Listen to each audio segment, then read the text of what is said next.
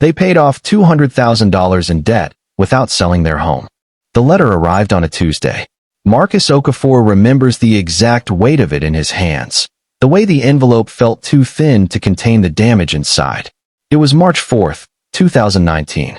He was 38 years old, standing in his driveway in Decatur, Georgia, still wearing his scrubs from a 12-hour hospital shift, and the return address read, Capital One Collections Division.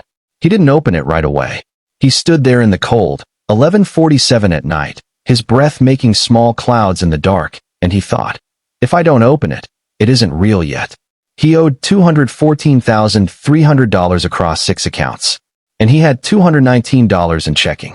Marcus grew up in Columbus, Ohio, the son of a Nigerian immigrant father who drove a city bus for 31 years and never once carried a credit card balance. Money, in the Okafor house, was simple. You spent what you had. Nothing more.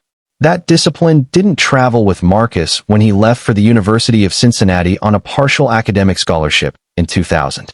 The gap between the scholarship and reality was covered, month by month, with student loans and a Discover card he qualified for during freshman orientation week. The credit limit was $500. He maxed it out before Halloween. By the time he graduated with a degree in respiratory therapy in 2004, he carried $41,000 in student debt. He told himself it was an investment. That was the word everyone used. Investment. He moved to Atlanta in 2007 for a job at Emory University Hospital. The salary, $52,000, felt enormous. He bought furniture on a store card.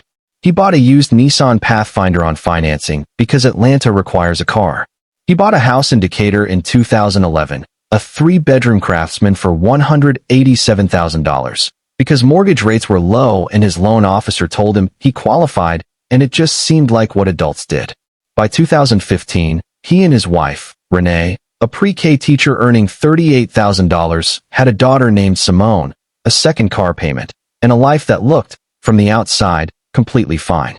From the inside, it felt like standing in water that kept rising and never quite reaching your chin. The debt didn't happen in a single catastrophic moment. That's what made it so hard to name, and so hard to fight. It accumulated the way fog does, slowly, quietly, until you look up and can't see 10 feet in front of you.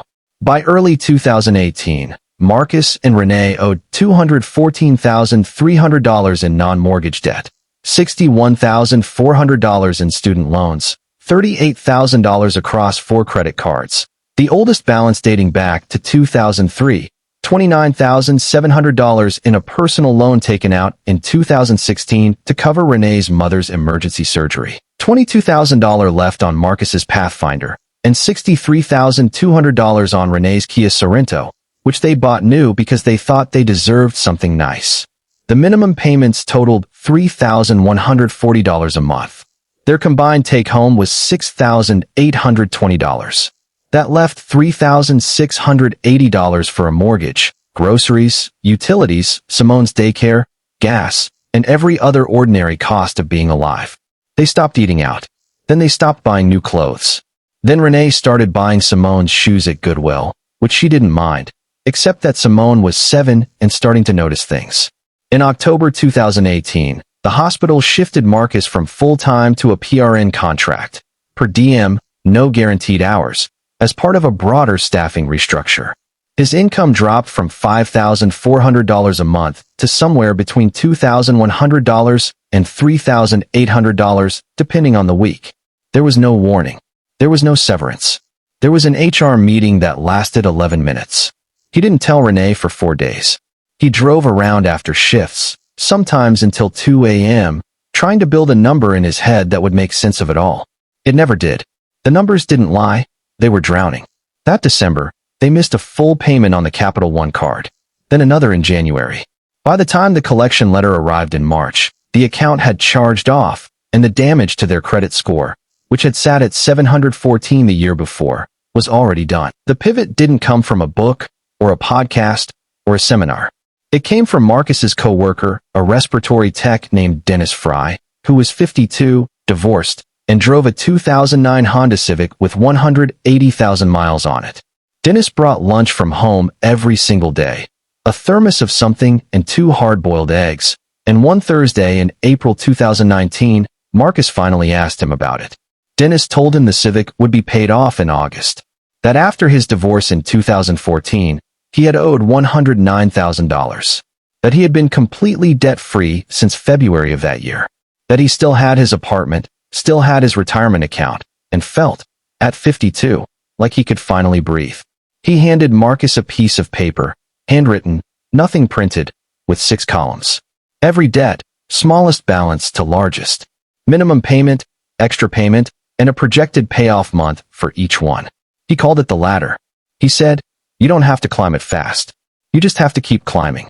Marcus came home, sat down at the kitchen table, and showed Renee the paper. She looked at it for a long time. Then she said, "What do we sell first?"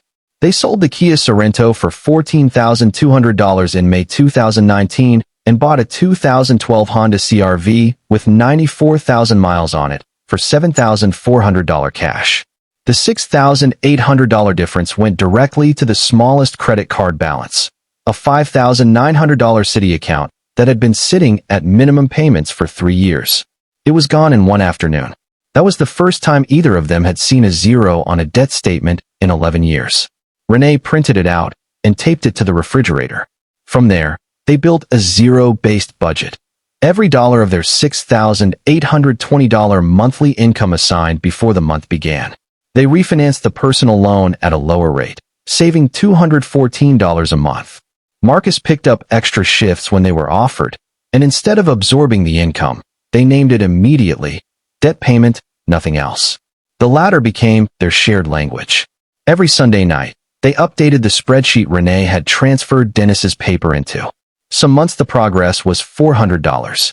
Some months it was $1,900. In February 2024, Marcus Okafor sat at that same kitchen table in Decatur and made the final payment on his student loans. $214,300. Gone. In 57 months. The house is still theirs. The Craftsman on Pineview Drive.